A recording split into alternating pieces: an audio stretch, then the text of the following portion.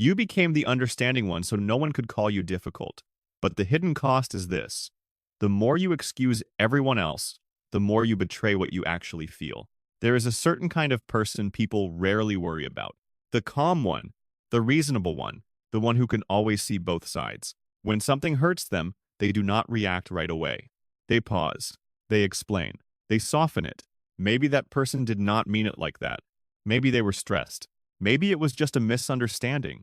And after a while, this starts to look like strength. It looks like emotional maturity. It looks like wisdom. But there is a hidden danger in always being the understanding one. Because when your first instinct is always to protect everyone else from your reaction, you slowly stop protecting your own reality. You stop asking a simpler question. Did that hurt me? Was that unfair? Did that cross a line? Instead, you get good at translating your pain into something easier to carry, something more acceptable, something less inconvenient for other people. And the longer you live like that, the harder it becomes to tell the difference between peace and self-erasure, between compassion and silence, between being emotionally strong and being emotionally absent from your own life. This video is about that hidden cost, about what happens when understanding becomes a role, when patience becomes identity, when being easy to handle starts costing you your honesty, your boundaries, and your self-respect. Because the problem is not that you care. The problem is what you keep sacrificing in order to stay careable. And most of the time, nobody notices. Because from the outside, you still look composed. You just feel more invisible every year. You learn it to be easy to handle. Most people do not become the understanding one because they are naturally peaceful. They become that person because, at some point, it felt safer. Maybe you learned early that your emotions created tension. That disappointment made people defensive. That anger made you look dramatic. That asking for more made you feel guilty. So instead of expressing what you felt, you learned to manage what everyone else felt first. You learned to read the room, to notice tone changes, to sense when someone was irritated, tired, distant, or overwhelmed. And then you learned something even more important: how to adjust yourself before your feelings became a problem. You softened your words. You swallowed reactions. You told yourself to be mature, to be patient, to not make things worse. And in the beginning, this probably helped you. It helped you stay connected. It helped you avoid conflict. It helped you keep relationships stable. It helped you feel like the good one, the calm one, the one people could be around without stress. That is why this pattern is so hard to question, because it does not begin as weakness. It begins as intelligence, as adaptation, as emotional survival. You figured out that being easy to handle earned you something: less rejection, less tension, less risk. And over time, what started as strategy slowly became identity. You were no longer just choosing patience sometimes. You became the patient one. You were no longer just trying to understand people in specific situations. You became the understanding one. That shift matters, because once a role becomes identity, you do not just perform it. You defend it. You start feeling uncomfortable when you are not that person. You feel guilty for being frustrated, ashamed for being affected, embarrassed for needing reassurance. You judge yourself for having limits, because limits no longer feel like boundaries. They feel like a failure of character.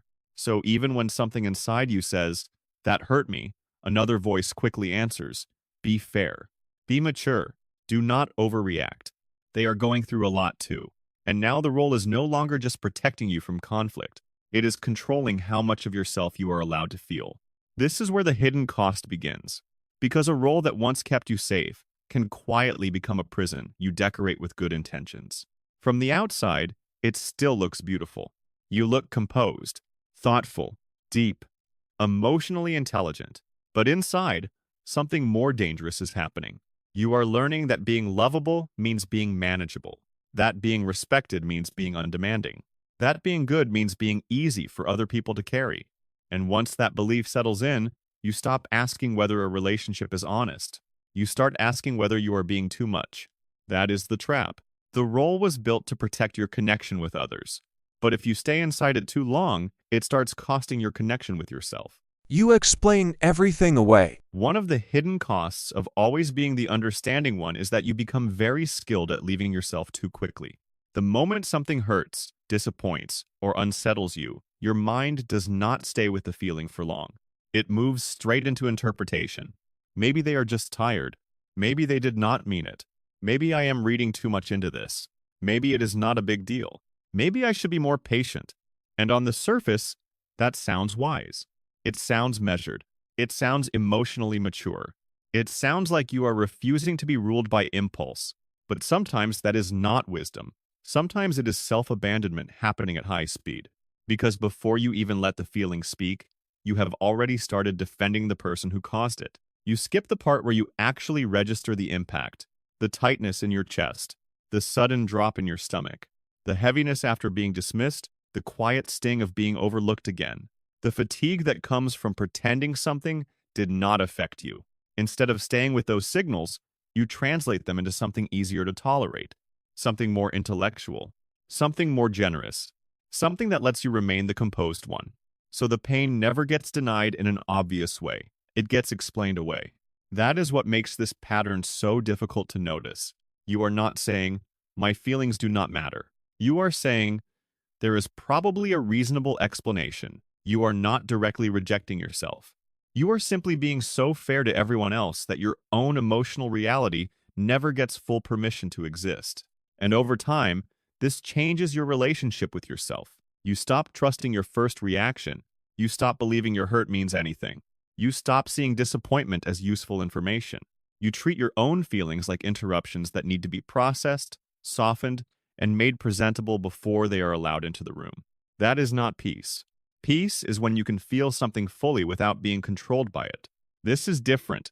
This is when you become so fast at managing your emotions that you never really meet them. And when that happens long enough, a strange confusion starts to form. You begin to lose the difference between being calm and being numb, between being thoughtful and being disconnected, between being compassionate and being unavailable to yourself. You may even start feeling proud of how little you react, how much you can understand, how much you can carry without complaint. But what looks like strength from the outside can hide a very quiet form of emotional neglect, because feelings are not problems to solve immediately.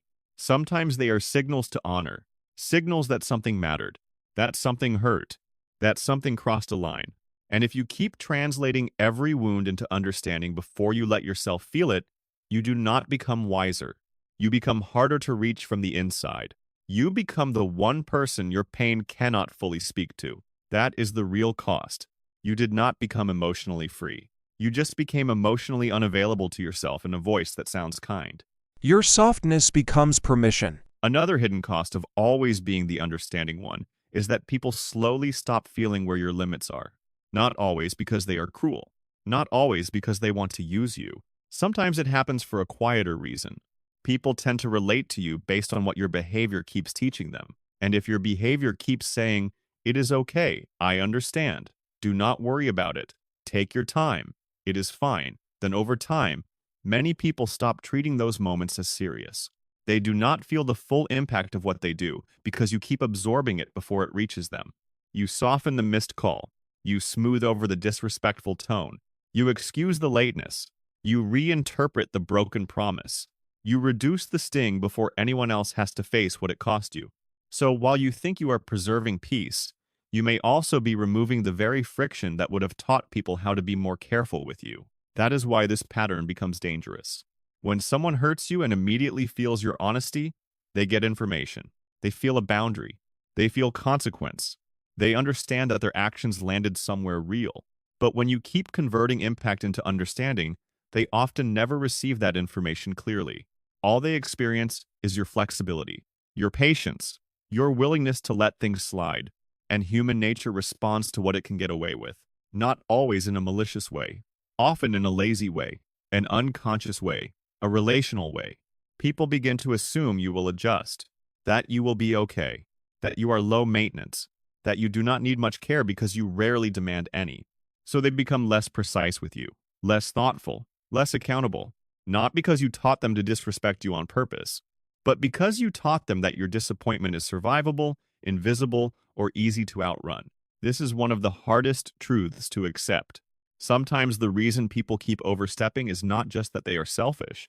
Sometimes it is that they have spent too long living in a version of the relationship where your softness always protected them from your full truth. You made the experience of hurting you too comfortable, and once that becomes the norm, Even decent people can start treating your boundaries like vague suggestions instead of real emotional lines.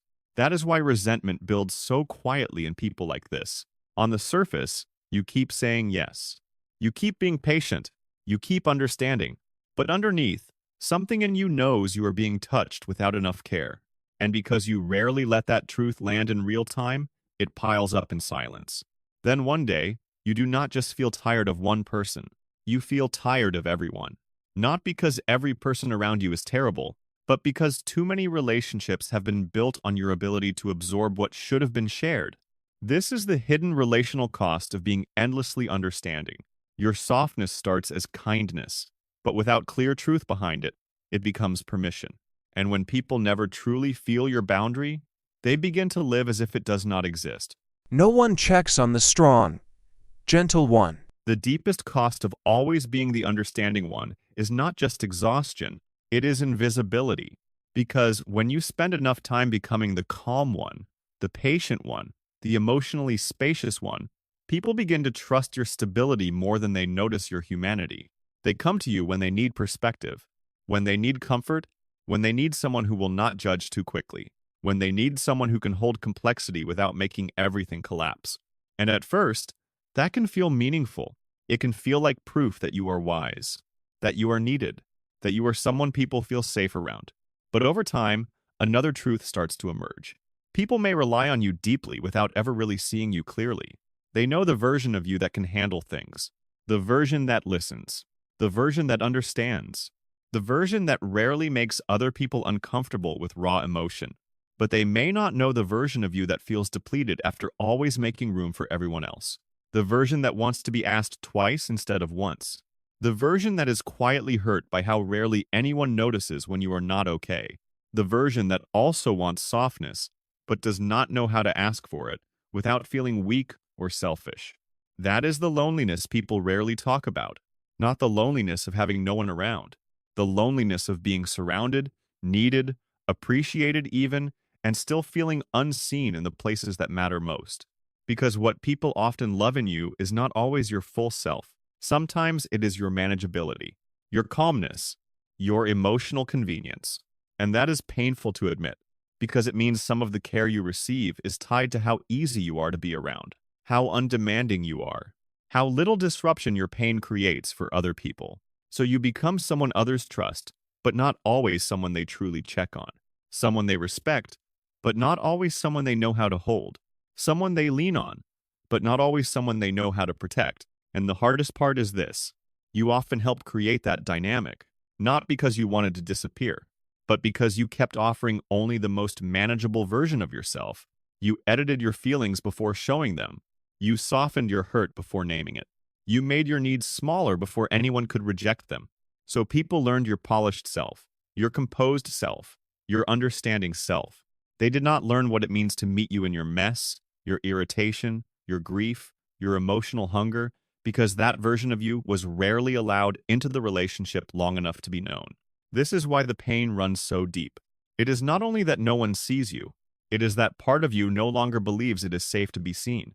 So you keep being the strong, gentle one, the easy one, the wise one, and all the while, a quieter part of you keeps asking a question you hardly say out loud. If I stopped being so easy to hold, would anyone still know how to love me? That is the deepest hidden cost. You are not just tired from understanding everyone else. You are afraid that your real self might be too heavy for the people who only learned how to receive your lightness. Understanding without self-betrayal. Being understanding is not the problem. The problem begins when your understanding only moves outward, never inward. When you can explain everyone else with compassion, but cannot face your own hurt with the same honesty. When patience becomes silence, when maturity becomes self-erasure, when being kind starts costing you your boundaries, your truth, and your self-respect. You are allowed to understand why someone acted the way they did and still admit that it hurt you. You are allowed to be calm and still have limits. You are allowed to be compassionate without becoming emotionally disposable. That is the shift. Real emotional maturity is not about always being the easiest person to deal with. It is about staying connected to your own reality while you deal with other people's reality too. Because the moment your understanding starts asking you to betray what you feel, it is no longer wisdom. It is self-abandonment dressed in better manners. So if you have been the understanding one for too long, maybe this is where you stop turning every wound into an explanation. Maybe this is where you tell yourself the truth faster. If this felt personal, leave a comment with this phrase: I'm done abandoning myself quietly. And if you want more videos like this, subscribe.